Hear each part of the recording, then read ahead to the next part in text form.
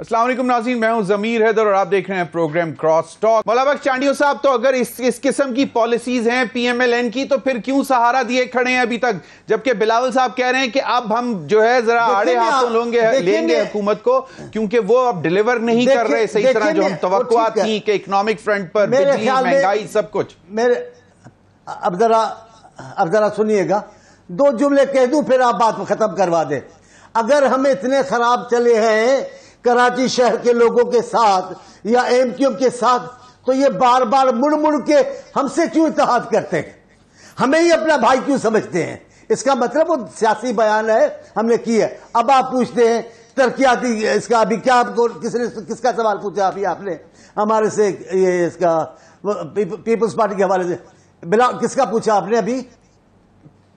जी, बिलावल साहब ने कहा है कि अब हम हुकूमत पर कड़ी नजर रखेंगे, तनकीद भी करेंगे, क्योंकि ये अभी तक इकोनॉमिक जो हमारी प्रॉब्लम्स हैं उनको एड्रेस नहीं कर सके। महंगाई भी उसी तरह है, बिजली के नर्ख भी बहुत ज्यादा है। याद आ गया आपने कहा, मुझे भी याद आ गया, आपने कहा अगर इतने ही बुरे चले हैं तो आप उनको टेक दे क्यों खड़े हैं? देखिए, हर मसाइले की अपनी एक अहमियत है। एक मसाइल वो है जो हमारे सूबे से वाबस्ता है, कुछ मसाइल ऐसे जो पाकिस्तान पर असरअंदाज होते हैं।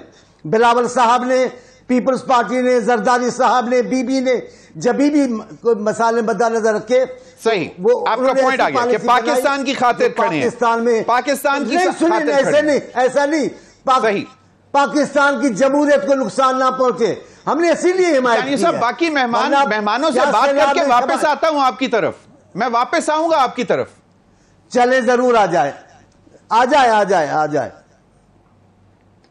जी, मैं जरा इख्तियार वली खान साहब से, जरा पीएमएलएन के लीडर हैं, क्योंकि मैं चाहूंगा कि वो भी रिएक्ट कर दें। जी, इख्तियार वली खान साहब, आपने गुफ्तगू सुन ली, मुस्तफा कमाल साहब की प्रेस कॉन्फ्रेंस भी सुन ली, और जो तनकीद हो रही है वो भी आपने सुन ली। आप बताएं कि क्या हुकूमत वफाक में कब जाके रिलीफ अनाउंस करने जा रही है, क्योंकि अब बेचैनी बढ़ गई है।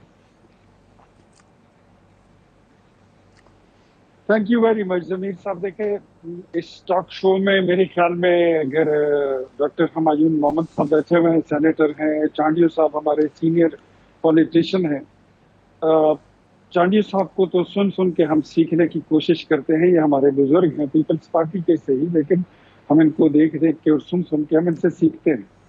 सबसे पहले तो ये जहन में रखें कि देखिए, फरवरी 2022 का जो IMF के साथ मुआहिदा था इमरान खान साहब का, ये बिजली महंगी क्यों हुई, उनकी गवर्नमेंट का ये शाखसाना था। अब अगर चांडियो साहब बुरा ना माने तो मैं उनके गोशगुजार करना चाहता हूं, और कौन भी ये बात सुन ले। नंबर 1, ऑलरेडी शहबाज शरीफ साहब की हुकूमत ने जो पंजाब में रिलीफ कल मियां नवाज शरीफ ने और मरियम बीवी ने ऐलान किया था, उससे बड़ा रिलीफ वो ऐलान कर चुके हैं। उन्होंने 2 महीने की जो रिलीफ का ऐलान है वो पहले कर चुके हैं, ये उसके अलावा है। अब अगर पंजाब की गवर्नमेंट ये चाहती है कि हम सड़क नहीं बनाते, हम सड़क और नाली की बजाय ये पैसे लोगों को रिलीफ देने के लिए बेहतर है कि हम और कामों पे लगाएं, ये हम लोगों के बिजली के बिलों में दे दें वफाक को, तो वफाक के साथ वो लोग कंट्रीब्यूट कर रहे हैं। ये शहबाज शरीफ साहब का वो जो प्लान था कि हम तकरीबन मेरे ख्याल में कुछ 60 अरब रुपए से ज्यादा पैसे उन्होंने डाले हैं बिजली में लोगों को रिलीफ देने के लिए फॉर द नेक्स्ट 2 मंथ्स। उसमें कंट्रीब्यूट करने के लिए पंजाब गवर्नमेंट ने अपना एक प्लान बनाया कि हम मजीद इसमें ये कंट्रीब्यूट करना चाहते हैं कि लोगों को और ज्यादा रिलीफ मिले। फिर इसी तरह सिंध की अपनी गवर्नमेंट है, बलूचिस्तान की अपनी गवर्नमेंट है, खैबर पख्तूनख्वा की अपनी गवर्नमेंट है। हमारे जो वजीर आला है खैबर पख्तूनख्वा के, उनसे भी कल पूछा गया था, एक सहाफी ने, दोस्त थे हमारे मुश्तरका, उन्होंने पूछा कि जी गंडापुर साहब क्या आप भी ऐसा कोई इरादा रखते हैं? तो उनका बड़ा मजे का जवाब था। वो कहने लगे कि हमने जो गवाले हैं ना दूध वाले, उनको हमने 8% दूध में पानी मिलाने की इजाजत दे दी है, नस्वार पे हमने टैक्स में छूट दे दी है, बिजली में हम कितनी छूट दे सकते हैं। तो और आज मैं देख रहा था डिप्टी कमिश्नर पेशावर ने अनाउंस कर दिया 5 रुपए रोटी महंगी कर दी है पेशावर में। जी, रोटी महंगी हो गई है और बड़ी चीजें हैं, अभी उन पे तो बात नहीं आई। लेकिन मैं मोहतरम अपने चांडियो साहब से मैं मुल्तमिस हूँ कि, और जो मुस्तफ़ा कमाल साहब की प्रेस कॉन्फ्रेंस है, कि बिजली जो है ये एक फेडरल सब्जेक्ट है। इसकी कीमतें फरवरी 2022 में जो मुआहिदा IMF के साथ इमरान साहब की गवर्नमेंट में हुआ था, ये ऑलमोस्ट कोई 100 रुपए के करीब फी यूनिट तक इसकी कीमत ले जाने का मुआहिदा था। ठीक। अब ऐसे हालात में अगर आपने IMF के प्रोग्राम में भी बंधे हुए हैं आपके हाथ पैर, और आपने आगे भी चलना है, तो हर बात पे अगर हम खंजर और चाकू निकालेंगे तो मेरे ख्याल में सफर आगे बड़ा मुश्किल होगा। चीजों को आप हमसे बेहतर समझते हैं, आप अंडरस्टैंड करते हैं। ये मत कहें कि मतलब उनका जो भी किया धरा होता है वो सारा पंजाब के लिए होता है। फेडरल ने मेरे ख्याल में आज से कोई 1 महीना पहले अनाउंस कर दिया था कि वो पूरे पाकिस्तान के लिए, शहबाज शरीफ साहब ने अनाउंस किया था कि मोर देन 60 बिलियन सही। तो इख्तियार वली खान साहब, तो इख्तियार वली खान साहब, एक जुमला सर आप इसे मैं क्विकली एक मुख्तसर सी बात करिएगा प्लीज। मैं आपसे ही पूछ रहा हूं कि इख्तियार वली खान साहब, तो फिर मियां नवाज शरीफ साहब को क्यों जरूरत पेश आई कि वो दोबारा प्राइम मिनिस्टर शहबाज शरीफ साहब को कह रहे हैं कि फौरी तौर पर कोई रिलीफ का बंदोबस्त करें बिजली के बिलों में? अगर आप कह रहे हैं कि उन्होंने कॉन्ट्रीब्यूट किया है, ये तो सेनेटर मोहम्मद साहब भी बता सकेंगे कि वाकई उन्होंने कोई कॉन्ट्रीब्यूट। मैं बताता हूं क्विकली सर, क्विकली, ताकि मैं बाकी पार्टिसिपेंट्स को भी। एक तो शहबाज शरीफ साहब की गवर्नमेंट ने आज से तकरीबन कोई 1.5 माह कबल मोर देन 60, मेरे ख्याल में इससे भी ज्यादा है, मुझे फिगर एग्जैक्ट याद नहीं है, लेकिन 60 बिलियन थे। इससे ज्यादा उन्होंने बिजली के बिलों में लोगों को रिलीफ देने के लिए किया था कि 2 मंथ्स जो है ये लोगों को रिलीफ मिलेगा। एक दूसरा, चांडियो साहब ने कहा कि पंजाब पंजाब पंजाब, तो मैं आपको बताता हूं कि नवाज शरीफ की मोटरवे अगर आपको सिंध में नजर नहीं आती तो आपको कोस्टल हाईवे नजर आएगी। कोस्टल हाईवे देखें, आपकी सड़कों के जाल देखें, आपको बसों के तोहफे दिए हैं। कराची में हमारी कंट्रीब्यूशन अगर नहीं हुई तो फिर हम आपके जिम्मेदार। सवात मोटरवे भी एक इनिशिएटिव था, मरी एक्सप्रेस वे, सही, बिल्कुल ठीक, बिल्कुल ठीक। नहीं, एक चीज नहीं है, मतलब इस तरह ना कहें कि मतलब नवाज शरीफ या मुस्लिम लीग नून की सारी कंट्रीब्यूशन जो है तो वो सिर्फ और सिर्फ वहां तक होती है। इख्तियार वली खान साहब, इख्तियार वली भाई तरक्याती फंड मिले हैं, मेरे ख्याल में इतने किसी को नहीं मिले। चलें इख्तियार वली भाई, मैं जरा सेनेटर हुमायूं मोहम्मद और फिर मैंने ब्रिगेडियर साहब की तरफ भी जाना है, क्योंकि उनको मैं एज एन एनालिस्ट ले रहा हूं। वो तमाम जमातों की का मौक़िफ़ सुन के मैं चाहूंगा कि वो इसको सम अप करें। एक तो ये मुझे बताएं मोहम्मद साहब कि ये आपको क्या लगता है कि ये फिर एक दफ़ा दोबारा एक तनकीद ये भी हुई कि मियां नवाज शरीफ साहब बेसिकली अपनी साहबजादी का जो इमेज है वो ज़्यादा समझते हैं ज़रूरी कि उनको प्रमोट किया जाए, पंजाब से ही प्रमोट किया जाए, इसलिए शायद उन्होंने इतनी तवज्जो वफाक में बैठकर अपने भाई के कामों पर नहीं दी। क्या आपको भी ऐसा लगता है? और दूसरा, क्या जिस तरह इख्तियार वली साहब कह रहे हैं कि इट्स जस्ट एन कंट्रीब्यूशन, जो कि पहले कोई रिलीफ अनाउंस हुआ था? बिस्मिल्लाहिर्रहमानिर्रहीम, इय्याका नाबुदु व इय्याका नस्तईन। देखिए, इस तरह है, इख्तियार भाई ने 2-3 बातें की हैं, ठीक है। उन्होंने बिजली का जिक्र किया है। अगर आप जो बिजली के बिल या जो कैपेसिटी पेमेंट, अगर आप उसकी हिस्ट्री देख लें, लेट्स से हम 2000 से कर लेते, क्योंकि उससे पहले में नहीं थे, 2000 से कर लेते, तो जो कैपेसिटी पेमेंट है ना, वो कभी 1.5 अरब रुपए से ज़्यादा नहीं गई। बहुत ज़्यादा हुई तो 2 अरब को टच किया है, और ये चलता गया 2014, 15, 16 तक। 2014, 16 में नए डील्स हुए थे, और वो सारे इंपोर्टेड ऑयल और इंपोर्टेड कोल के हुए थे, या गैस और इंपोर्टेड कोल के हुए थे, ठीक है। अच्छा, उसके बाद आप 2017 के बाद अब आप देखें 2018, 19, 20, 21, 22, 23, ठीक है, और ये 24 हो गया।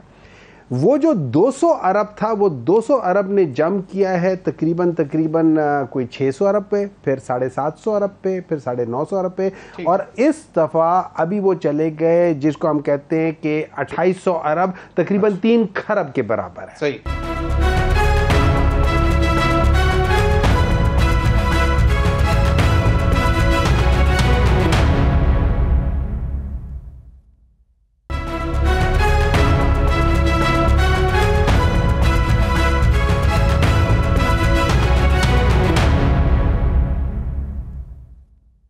अच्छा अगर डॉलर फर्ज करे इतना ही महंगा होता, लेकिन अगर ये वो डील सही करते 4 सेंट्स ही करते जैसे बाकी मुल्कों में था एज अपोज टू 14 सेंट्स, तो आज हम 2800 अरब की बजाय हम सिर्फ 720 अरब रुपए दे रहे होते। इन सब महंगाई के बावजूद ये असल चीज था ना जो इन्होंने गलत डिसीजन लिया बोले। क्या अब मैं आगे आ जाता हूं। नवाज शरीफ साहब ने भी सारा मलबा आपके नहीं देखिए उनमें मैं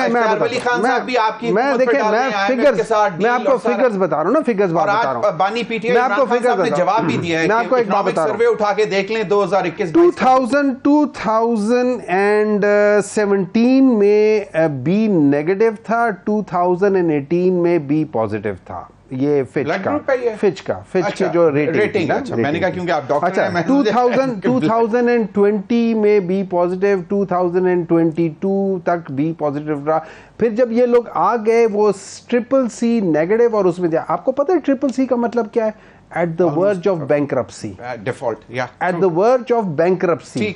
अच्छा, ये जब आए थे उस वक्त वो जो इन्वेस्टमेंट से जरा नीचे वाला होता है ना उधर था, और ये लोग जब ये लोग आए थे ये क्या शोर मचाते हैं उस वक्त। अच्छा चलें, अब मैं आपको एक और आखिरी चीज मैं आखिरी एक कंपैरेटिव सर मैं आपको मैं आपको एक कंपैरेटिव बनाता हूं 3 सूबों की। 3 सूबों का कंपैरेटिव एनालिसिस बताता हूं जीडीपी का 2014, 15, 16, 17, 18 ये 5 साल पंजाब जिस वक्त हमारे माशाल्लाह शहबाज शरीफ साहब वहां थे, सिंध में जब से पीपल्स पार्टी को गवर्नमेंट थी, और केपी में जिसमें पीटीआई की गवर्नमेंट थी। इन 3 की गवर्नमेंट थी। आप याद रखें पंजाब में 2014 में 5.2 था, केपी में 4.8 था, सिंध में 3.7 था, उसके बाद 2015 में 4.5, केपी 5.1 आगे चला गया। ये करते करते ये फिगर्स आप कहां से कोट कर रहे हैं? This is economic survey? जी बिल्कुल सर जी। Of which year? मैं 5 साल का बता रहा हूं आपको, मतलब 14, 15, 16, 17, 18 नहीं, ये क्यूमुलेटिव आपने जो अभी जो इस साल इकोनॉमिक सर्वे है, क्योंकि उसमें पिछले काफी सालों के नंबर्स होते हैं ना, मैं आपको बता रहा हूं ना हर साल का क्या है। और जो उसमें जो डिफरेंस अगर आप देखा जाए तो केपी में जो एक्चुअल डिफरेंस जो ग्रोथ हुई है वो 3.8% हुई है, पंजाब में 2.8% हुई है। अगर आप ये कहते हैं तभी वैसे ही तो नहीं किया। देखिए जब आप फिगर्स की बात करें ना, जब आप किसी पे इल्जाम लगाए तो आप उसको सब्सटेंशिएट करें। मैं हमेशा कहता हूं इख्तियार वली खान साहब को भी बहुत दफा मैंने बोला है, जमा खर्च तो मैं एग्री, कह सकता हूं तबाह कर दिया है। मैं तो कहता हूं इकोनॉमिक सर्वे 2021-22 साल 22 का जो इकोनॉमिक सर्वे है, that speaks the performance whatever, वो उसको देख लें। और इन्होंने 16 महीने की जो पीडीएम की हुकूमत थी उन्होंने शेयर किया क्विकली कि ये मुझे एक बात बता दें कि पंजाब वाई ओनली पंजाब क्यों? मियां नवाज शरीफ साहब बतौर एमएनए या सदर पाकिस्तान मुस्लिम लीग नून, उनको अपने भाई को नहीं कहना चाहिए था कि ओवरऑल और ये कंट्रीब्यूशन है कि नहीं है? क्योंकि मैंने ब्रिगेडियर साहब की तरफ चला, उनके स्टेक्स इस वक्त पंजाब में वो अपनी बेटी को प्रमोट करना चाह रहे हैं। बिल्कुल। ब्रिगेडियर हारिस नवाज साहब, ब्रिगेडियर हारिस नवाज साहब, ब्रिगेडियर साहब माजरत से एक तो क्योंकि हमारे पास टाइम भी काफी है, आप बिल्कुल तसल्ली से बात भी करिएगा। मेरी दफा तो कम था। नहीं, आपको भी माशाल्लाह काफी दिया है। ब्रिगेडियर साहब मुझे ये बताएं कि एक तो ये एमक्यूएम की तरफ से जो तनकीद आई वो भी आपके सामने है, जो पैकेज अनाउंस हुआ वो भी आपके सामने है। आपको क्या लगता है कि इज इट जस्टिफाइड कि सिर्फ और सिर्फ अभी पंजाब के लिए, और जिस तरह हमारे इख्तियार वली साहब कह रहे हैं कि it's a contribution towards the earlier package जो पहले अनाउंस हो चुका हुआ था? ब्रिगेडियर हारिस नवाज साहब, ज़मीर बात यह है कि एक तो इस वक्त हमें फेडरेशन की बात करनी चाहिए, सूबों का जिक्र नहीं करना चाहिए। We want to make the federation very strong. सबसे बात सूबे का जिक्र करते हैं, इसका मतलब फेडरेशन कमजोर होती है। बात यह कि prime minister Pakistan should announce relief for everyone in the all province Pakistan में एक, ताकि ये जो तफरका की उधर 14% है, अब केपी के मुकाबले में 18% कर देगा। सिंध जो होगा वो नहीं कर सकेगा, वो 12% करेगा, तो एक और रिफ्ट चल पड़ेगा, जो कि मुस्तफा कमाल ने जिक्र किया है। मुझे ये बताइए कि ये जो आपने 40-45 अरब का पंजाब में दे रहे हैं, उसके बाद जिक्र कर रहे हैं कि 60 अरब से फेडरल गवर्नमेंट करेगी, it is a peanut, it is a joke. आप मुझे ये बताइए कि इन्होंने डेवलपमेंट फंड में 1500 अरब रुपया रखे लोन लेके, और फेडरल में 15 अरब दिए ताकि ये एमएलए एमपी उसको वहाँ पर देंगे, डिस्ट्रिक्ट मजिस्ट्रेट के पास जाएंगे, डीसी के पास जाएंगे, अपनी मर्जी के खर्च करेंगे। Can you afford it?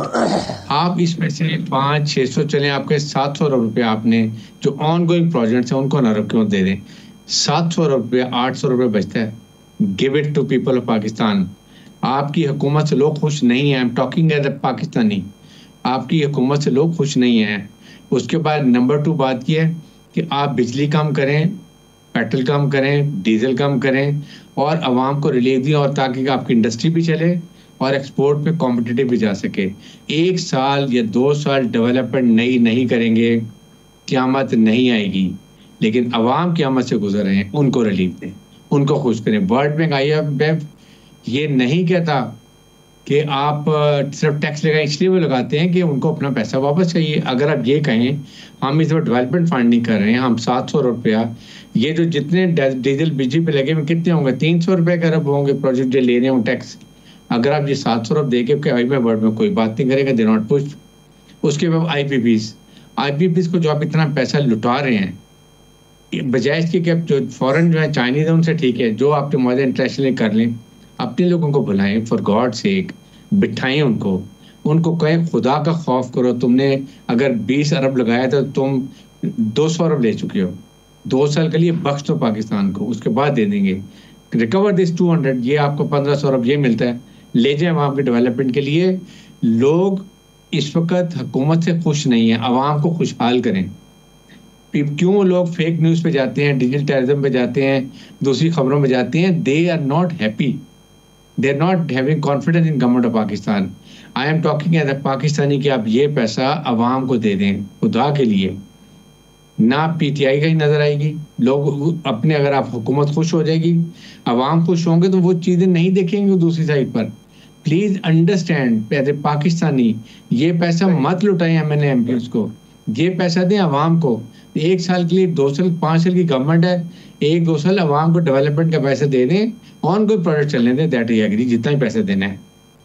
और उसके बाद आप ये देखिएगा कि लोग खुश होंगे। जब खुश होंगे ये fake news, digital terrorism, so trolling, everybody will finish. I understand brigadier साहब, सही ब्रिगेडियर साहब, एक चीज, हमारी इंडस्ट्री बंद हो रही है। मतलब अभी बांग्लादेश में जो है वो ऑर्डर्स जो थे टेक्सटाइल के, लोग जो हैं वो जो फॉरेन बायर्स थे वो ऑर्डर्स खत्म कर रहे हैं। We can actually cash in on that अगर हमारी इंडस्ट्री चले, लेकिन हमारी तो बड़ी बड़ी टेक्सटाइल इंडस्ट्री भी बंद हो रही है। If you want to comment on it quickly brigadier साहब, so then I have to take a break sir. लेकिन जमीन इसी में बात कर रहा हूँ, ये जो 700-800 रुपए डेवलपमेंट का निकालेंगे, ये देना बिजली को इमीडिएटली रिलीफ दें बिजली के अंदर, और कमर्शियल जो एक्टिविटी है इंडस्ट्री उसको दें, ताकि वो कॉस्ट ऑफ प्रोडक्शन कम हो और मार्केट दुनिया की एक्सपोर्ट की जो उसको वो compete कर सकें। खुदा के लिए ये चीज़ें छोड़ दें कि अपने आप को भरने, बहुत कुछ हो चुका। Any party, I am not from any party, ना PTI ने कोई कमाल किया था, ना ये इन्होंने पहले PDM की गवर्नमेंट थी वो, और अभी भी नहीं करे। ये आवाम के लिए, ये मैं आपके प्लेटफॉर्म पूरे पाकिस्तान से रिक्वेस्ट कर।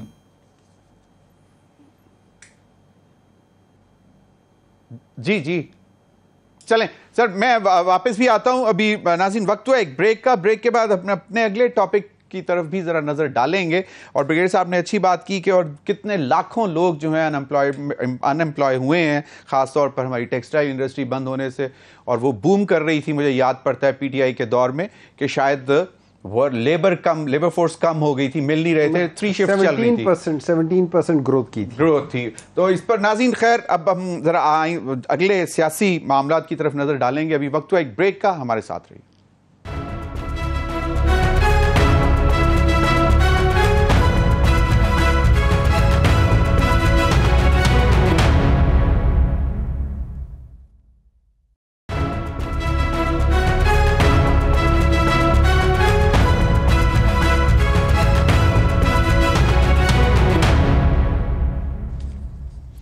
वेलकम बैक नाज़रीन।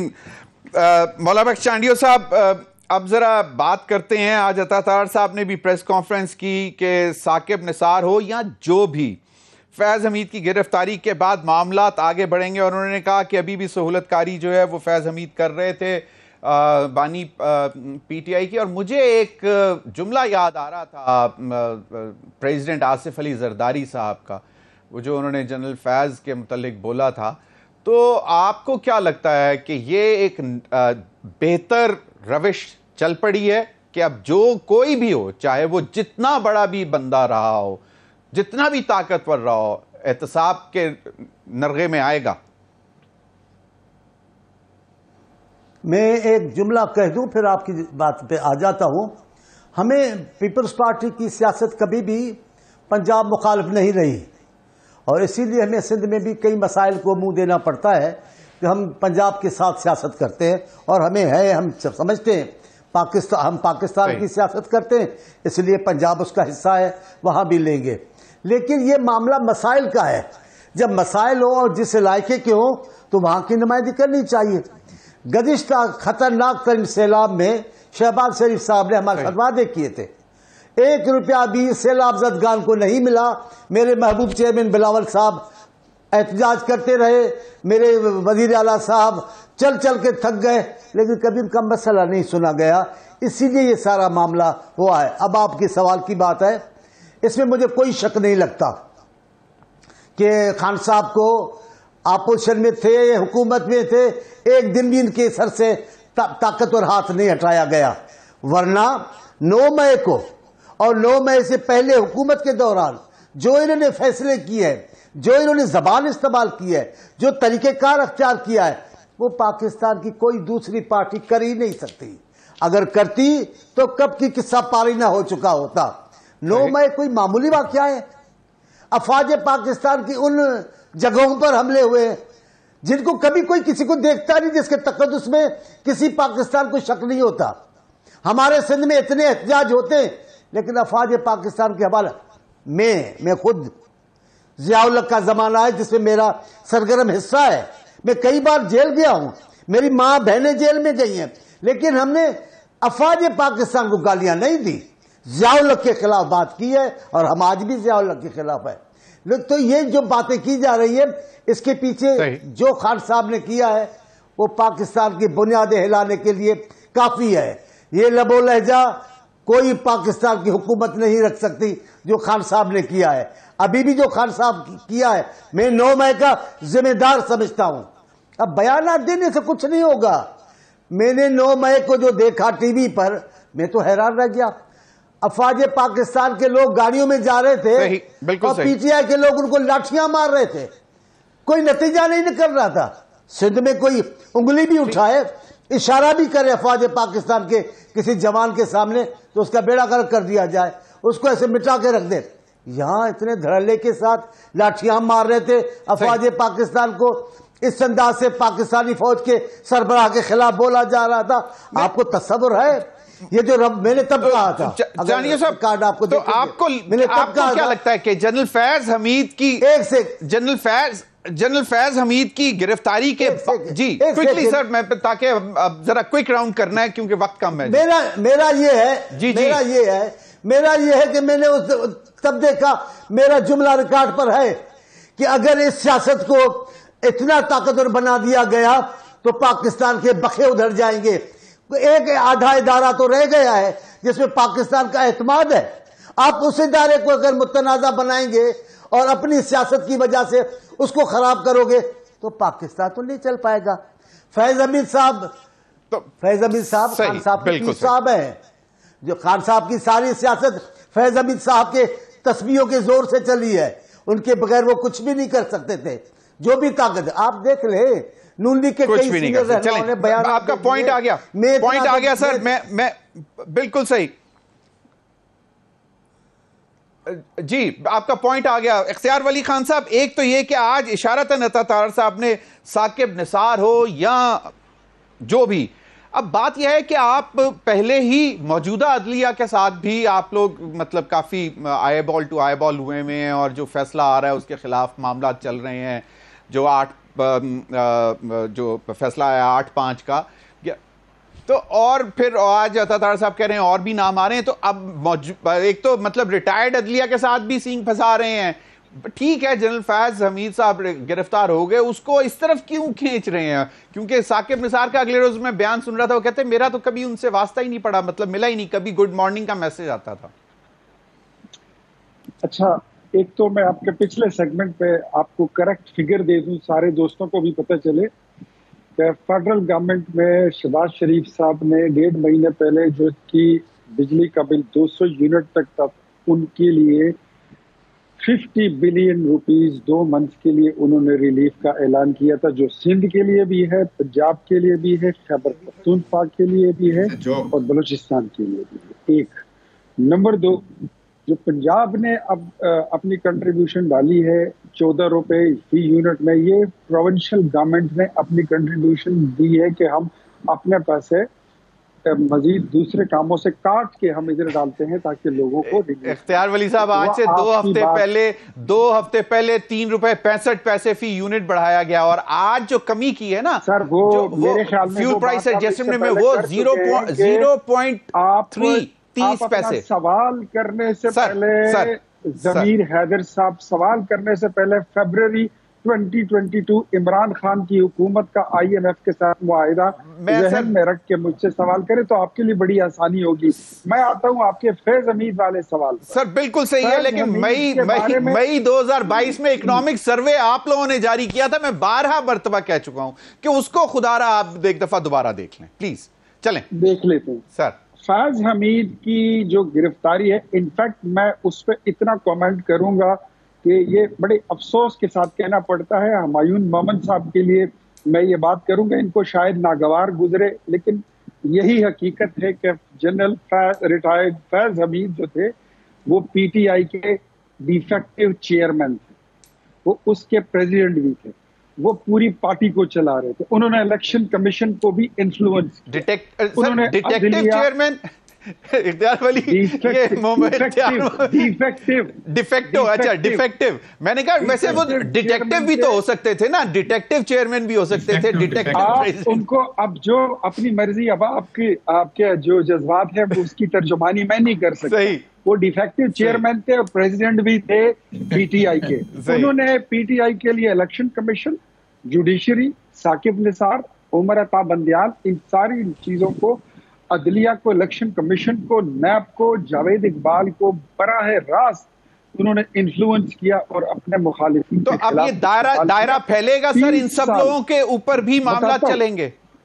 बताता हूं आपको सर, ये सेगमेंट में वक्त कम है क्योंकि मुझे जरा क्विक कमेंट लेके फिर आगे बढ़ना है। उनका प्रोग्राम था कि 30 साल तक उन्होंने हुकूमत करनी है, सही, और सदारती निजाम लाना उनका प्रोग्राम था। हाँ, अब बात आप ये पूछ रहे हैं कि बात आगे बढ़ेगी, तो अता तारड़ ने बिल्कुल ठीक कहा था कि क्या साकिब और क्या निसार। चलें, आपका पॉइंट आ गया, आपका पॉइंट हो गया। सेनेटर मोहम्मद साहब अगर इजाजत दें तो मैं क्विक कमेंट हारिस नवाज साहब से भी ले लूं, ब्रिगेडियर हारिस साहब से, सेनेटर साहब के लिए तैयार हो जाए। सही, हुमायूं मोहम्मद साहब अगर इजाजत दें तो क्विक कमेंट ले लूं मैं ब्रिगेडियर हारिस नवाज साहब। ब्रिगेडियर हारिस नवाज साहब, सर आपने सुन लिया और आप दिफाई मामलात को भी समझते हैं, और फिर जो आपके इदारा जिसको आप बड़ा प्राउडली ओन करते हैं, उसकी एक इन्वॉल्वमेंट नजर आती है सियासत में। ये जो गिरफ्तारी हुई है, अब आपको लगता है कि इससे चीजें जो है बेहतरी की तरफ चलेंगी? तो अब जो पॉलिटिसाइज होना था एक इदारा, अब वो टोटली डीपॉलिटिसाइज हो रहा है और मुकम्मल तौर पर हो जाएगा। देखिए, जलबाजा ने भी एक बात की थी कि ठीक है गलतियां हुई हैं, लेकिन अब वो उसको बिल्कुल दे वांटेड, इसीलिए अगर PTI उनसे मुज़ाकरात करना चाहती थी, they refuse, they not doing anything. Number 2 बात यह है कि देखें, जहाँ पे बेज़ाब्तियाँ हुई हैं, जहाँ पर फौज के साख को नुकसान हो रहा है, फौज के डिसिप्लिन को नुकसान हो रहा है, मुल्क को फौज में कहीं इंतशार की बात जो कोशिश की जा रही थी, उसके बारे में मिलिट्री इज़ वेरी सेंसिटिव। और चीफ आर्मी स्टाफ जनाब मुनीर ने बड़ी दफ़ा ये बात की है कि डिसिप्लिन के ऊपर इन चीज़ों पर कोई ज़ीरो टॉलरेंस है। इसीलिए इतने सीनियर ऑफिसर को जो बहुत सेंसिटिव अपॉइंटमेंट पर है, और उसके बाद उनको मेरे ख्याल में तो ज़रूर वर्बली भी कहीं ना कहीं कुछ कहा भी गया, मना भी किया होगा, लेकिन अगर नहीं बाज आए और फिर उसके बाद प्रॉपर इनके खिलाफ प्रोसिक्यूशन एविडेंस मौजूद है, कॉन्क्रीट होगी, फुल प्रूफ होगी, 500% होगी, तभी इतने सीनियर ऑफिसर के खिलाफ कोर्ट मार्शल का फैसला किया गया है। आप तमाम हजरात का बहुत बहुत शुक्रिया नाज़रीन, अब तक के लिए इतना ही, इजाजत दीजिए, अल्लाह हाफिज।